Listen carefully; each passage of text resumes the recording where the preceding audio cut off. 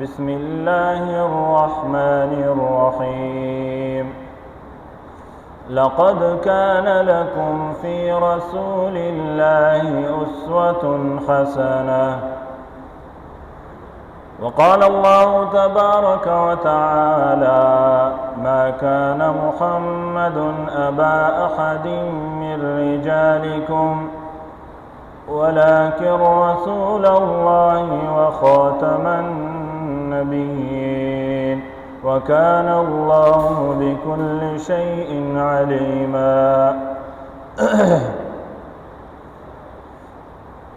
الله جل جلاله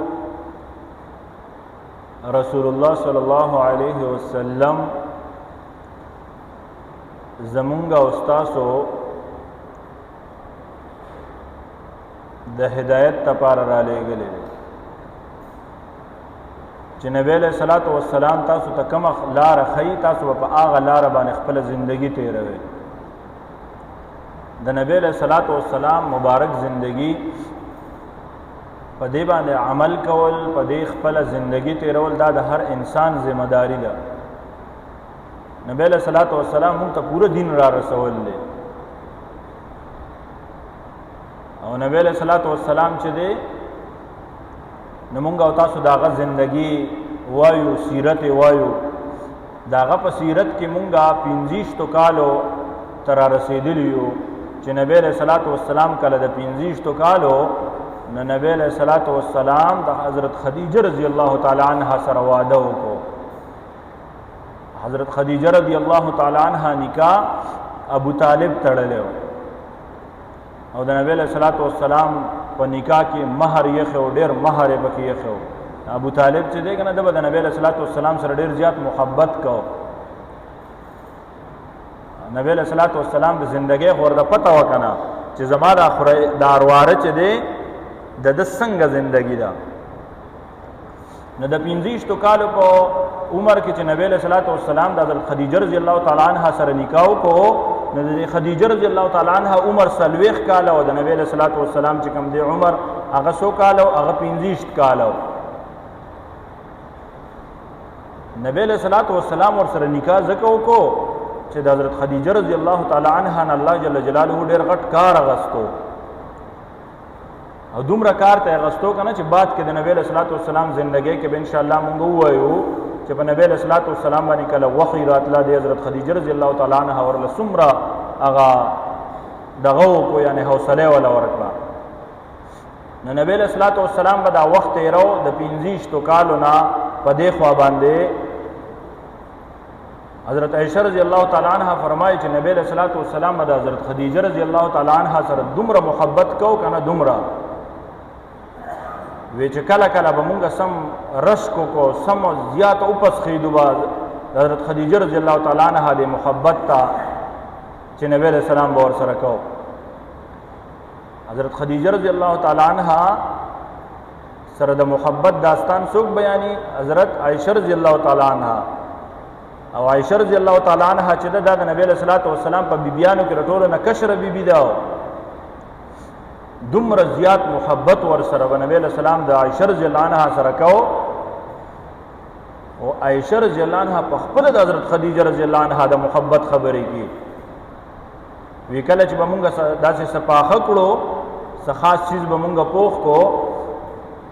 نو د حضرت خدیجه رضی الله تعالی عنها چې کله وفات شو نه داغه ملګری چې کوم وا د حضرت خدیجه رضی الله تعالی عنها نبی علیہ الصلوۃ والسلام به حکم وکړو چې الا تاسو ته د خدیجه مرګره لېګلې دی او کنه دومره محبت په نبی علیہ السلام کو زندگی به تیرېده د نبی علیہ الصلوۃ والسلام نبی علیہ الصلوۃ والسلام چې کله د 15 کالو شو کنه 15 کالو نو د 15 کالو کې د نبی علیہ الصلوۃ والسلام باندې یو واقعیا رااله د 25 نه تر 35 ساله پورې نبی علیہ الصلوۃ والسلام تجارت هم کو او تجارت په کو خدا سے زبردست تجارت په کو چې خلکو په ورته صادق او امین وي ولې چې نبی علیہ السلام رښتونه وو بهترین تجارت په کو دا تجارت چې دی په دې کې ولې برکت ده دا خو انبیاء علیهم السلام کړي دي او ډېر په بهترین انداز سره کړي دي اما تاسو ته مخکې واقعات بیان کړي دي چې څومره بهترین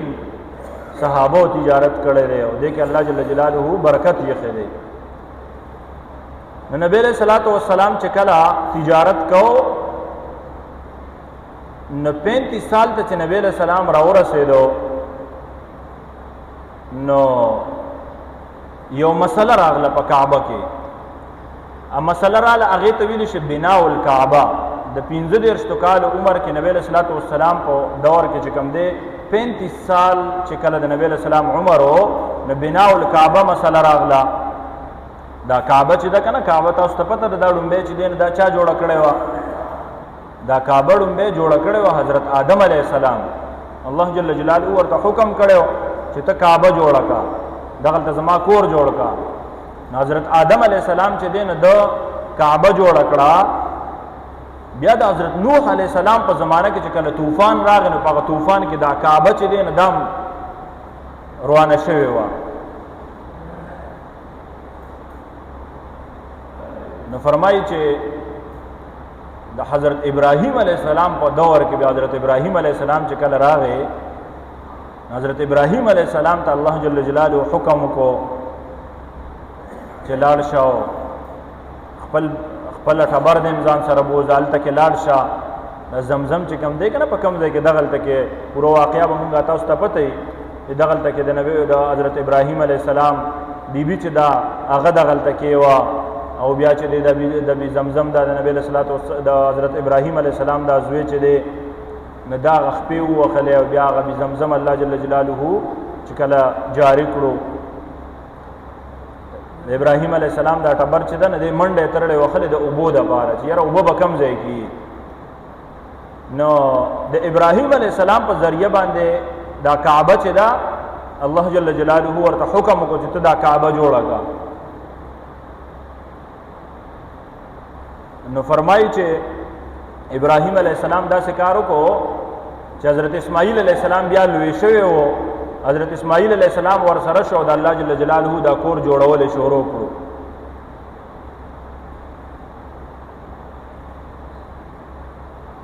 ابتداءً چا جوړ کړو حضرت آدم علیہ السلام او بیا ورپسې حضرت ابراهیم علیہ السلام جوړ کړ ځکه چې د طوفان نوح کې دا خراب شو ختم شو. بیا د نبی علیہ الصلوۃ والسلام عمر چې کله 15 کال شو نو نبی علیہ الصلوۃ والسلام په دور کې سیلاب راغی. دا کعبه چې دا کنه کعبه دا بالکل سینس دا وی چې دا د دنیا په منځ کې دا نو کله چې اوبر راځي کنه په دې کې دن نه ودرېږي. مخکیم چې کله سیلاب راغلو یا وسم چې ډیر بارانونه وشو اوس خو لاغي ترتیب جوړ کړي دي اوسم چې ډیر بارانونه وشي نه الته ډیر زیات اوبو ودرېږي. ډیر اوبو په وجه باندې چې دی هغه اوس خو غي نظام جوړ کړی دی او الته بیا تکلیف وي انسان ته. نو د نبی علیہ الصلوۃ والسلام په دور کې چې کله دا روانه شوې وه بناء الکعبه مسله راغله نو فرمایي چې د نبی علیہ الصلوۃ والسلام خاندان چې دی کنه قریشو نو دا خدمتګارو د کعبه. نبی علیہ السلام خاندان چې کوم وو قریش او هغه قریشو کې چې دین مشرکین خلقو نه هغه بر د حاجیانو خیال ساتو وببه ورل ورکولې کنه حاجیان چې بکلتلو ډیر زیات میل مستیا به کولا. دا قریش خلق چې دی قریشو دا ډیر میل مستیا ولا خلقو او ډیر بهترین د دې چې خاص هغه طبیعت ته تو ګوره. زه خپل طائف ته تلم په طائف کې چې دی یو مسجد دی هغه نبی علیہ الصلوۃ والسلام چې په طائف کې هغه ظالمانو ورته تکلیفونه رسول شروع کړو وی تر څه دعوت راکې او نبی علیہ الصلوۃ والسلام په مبارکونه چې هغه وینې روانه شوې بیا چې هغه باغ ته راغی د هغه باغ په ځای کې اوس مسجد جوړلې. هغه مسجد امام چې دی اوسو هغه کې دنه خلک مونږ کې 2 رکعات نفل بګي کې هغه کې ډېر زیاته غنۍ خلک ورته په انتظاري. هغه امام سره ز خپل میلاو شم هغه امام سره ما ملاقات وکړو. هغه امام ما ورته ویره مې الله جل جلاله تعالی داسې خاندان درکړل. ما ته وی زما خاندان د قریشو نه دی. بیا ورته ما ته دعا وکړه ما ته نه ته دعا وکړه، ما ورته ته ما ته دعا وکړې. او د پاکستان والا سره موږ ډېر زیات محبت کو، ډېر زیاتو. سعودي چې دی که نه دی اسې هم د پاکستان والا سره ډېر زیات محبت کوي، چې ته ورته وایې زه پاکستانی یم بیا ډېر محبت کوي تا سره، کوم علما کرام چې دي. نو اوس هم الحمدلله تاسو وګورئ که نه د پاکستان او د سعودي چې کومه معاهده وشوه، دا الله جل جلاله مونږ تاسو له وچ پوچ هغه دغه راکړي، یعنې هغه عزت راله راکړي. دومره عزت الله زمونږ ملک له ورکړو چې د حرمینو شریفینو حفاظت کې زمونږ ستاسو براه راست الله یې سره کړه. دا یو ډېر لوی د اعزاز خبره ده، او کافران په دې باندې ډېر زیات غصه دي، ډېر زیات خفه دي، ځکه چې الله جل جلاله دا عزت دی له ورکړو پاکستان له. نو فرمایي د نبی علیہ الصلوۃ والسلام په زمانه کې د 35 سالو چې کله وو د بناء الکعبه مسله راغله. عمرو بن حارث یو کس وو، د تعمیراتي کمیټې مشر وو. مکه کې چې کوم تعمیراتي کارونه کیدو په کعبه کې خاص طور نه دې چې دین د کمیټې مشر وو. کعبه را غورځېدلې وه، دغه وخت کې سیلابونه راغلي وو او ډېرې زیاتې راغلې وې. یو سردار وی زبه چې دین دا به د حجر اسود چې کله مسله راغله، یو سردار به وی یاره زبه دا ږدمه، بل به وی دا به زه ږدمه. د په حجر اسود باندې مسله راغله، هغوی دا فیصله وکړه چې داسې کار دی چې کسان خو ډېر دي،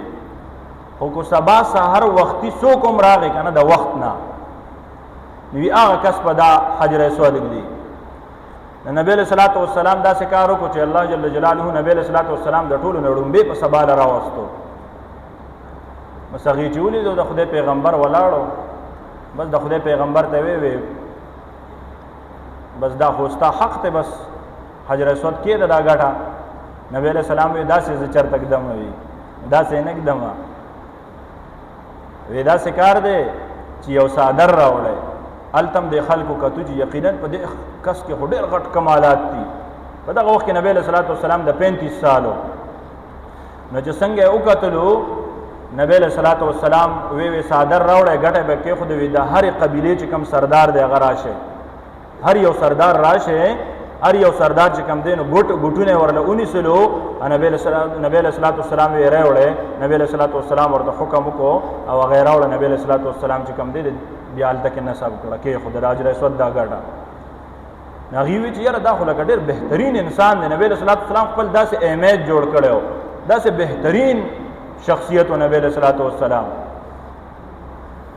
او دا کعبه چې جوړوله که نه په دې کې عمرو بن حارث دا ګوره مشرکانو په کعبه کې دننه په هغه وخت کې بوتان پراته وو، خو دی وی داسې کار دی، دې کمیټې د چیرمین وی داسې کار دی چې کم مال د زنا مال به نه راوړی موږ له، د سود مال به نه راوړی. دا ګوره د دې په دغه کې د ګناه چې کم کارونه دي، په کم ګناه په کارونه چې کومې پیسې ګټلې شوي دي، په دې کې به د کعبې تاسو تعمیر به نه کوئ. موږ خو نن وګورو نو کو مسجد یې نو په هغې کې هم د هر چا نه پیسې اخلو، کو